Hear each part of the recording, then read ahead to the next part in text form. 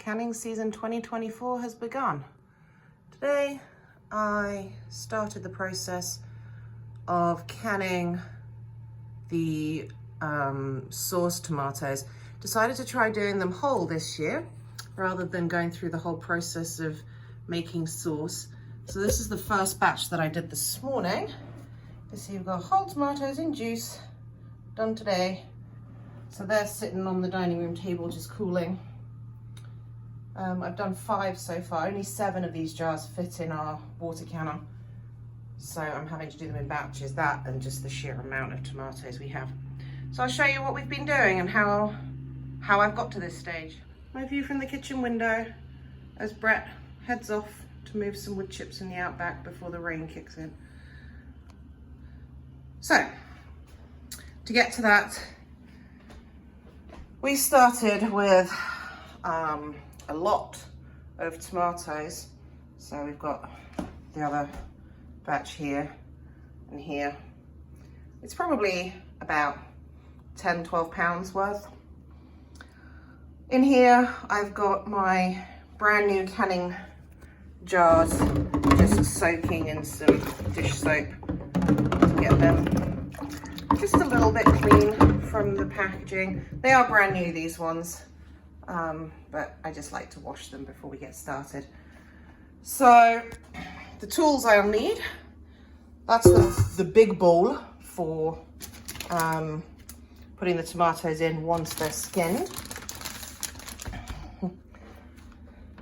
Got my knife, got my ice water bath bowl, and my discarded peels bowl. And there is my pan that I'm going to blanch the tomatoes in to skin them.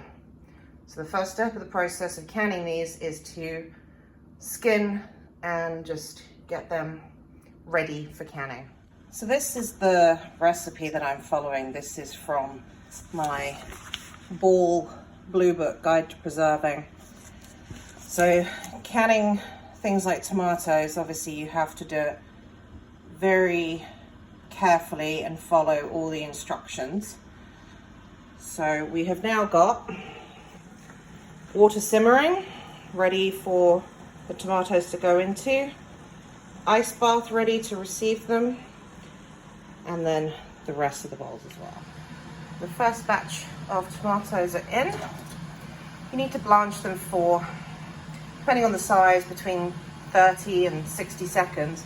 And what that does is just loosens the skin. So you see I've still got the stems on. Some of the nastier bits on the top are still there, but that will all be removed during the peeling process. I'm very carefully ladling these tomatoes out of the water and into the ice bath.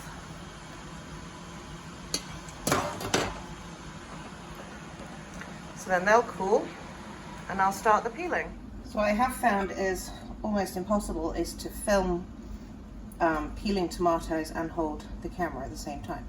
So you can see these peels come off really easily when they've been in the hot water.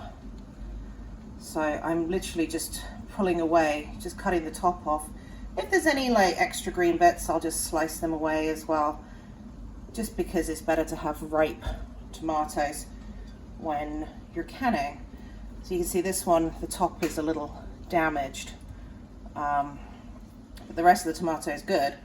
So it's just a matter of removing a few little bits. All right, so the majority of the tomatoes are now peeled. I might cut them into like quarters or something because some of them are pretty big.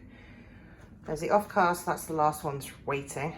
So the next step in the process is to get the water bath canner, which is this huge pot, up to 180 degrees Fahrenheit, which is the temperature that the jars will be to come out to be packed with the tomatoes, the citric acid and the salt. So I'm gonna put the canner lid on it just to help everything come up to temperature. We're on high. This stove has definitely been working hard today.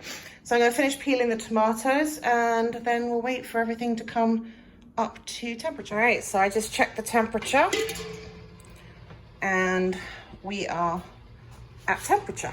I'm just going to put the lid over here. So we're actually at a little higher than 180, but these jars are hot. I'm going to take my jar picker upper and I'm going to put it on the counter. So you have to pack these jars hot, and what you use is citric acid and salt. All right, so we're now at the time when we're gonna fill these jars. So I'm gonna take out one of the hot jars and put it on the side. We're now going to add a ½ teaspoon of citric acid, and we're going to add 1 teaspoon of kosher salt. I'm just going to, that's hot. And then I'm going to start packing these tomatoes. So because they're whole, you just kind of push down gently on them. They'll start to release their juice. So these tomatoes are not cooked, obviously. You saw me peeling them. They will cook through the processing time in the water bath, and we'll trying to find a good size one. So you need to leave about a ½ inch of headspace. You can see there's some holes in there anyway. You don't want any air bubbles in here. So if you see some, it's good practice anyway to just kind of push everything down. Then this also has a little measure that will show me a ½ inch, so that's got plenty of headroom for expansion or whatever. So I might just throw one more, just push one more down into there and we should be good. Yeah, that's good, that's perfect. So you can see that's pretty tightly packed in there.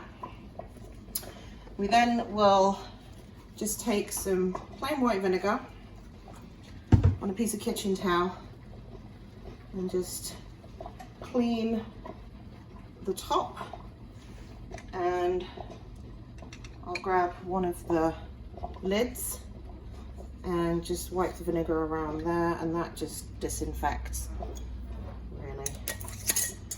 And then we add the ring to it, and I will put this into the canner on the rack so that when I've filled all of the jars, you just lower it in, and I'll be back to show you that. So all the jars are now filled. I'm gonna lower these in. They need to bring the water to a rolling boil, and processing time is 1 hour and 25 minutes on these. So that's the hard work done. I'm just gonna pop them in properly now and wait. So we've now reached the rolling boil. These cans will stay in there doing their thing for 1 hour and 25 minutes. And we'll get what we showed you at the beginning. So yeah, canning has become more of a confidence thing for me this year. Last year, you know, we did some canning, and this year I felt a lot more confident doing it. Obviously having my trusty book helps.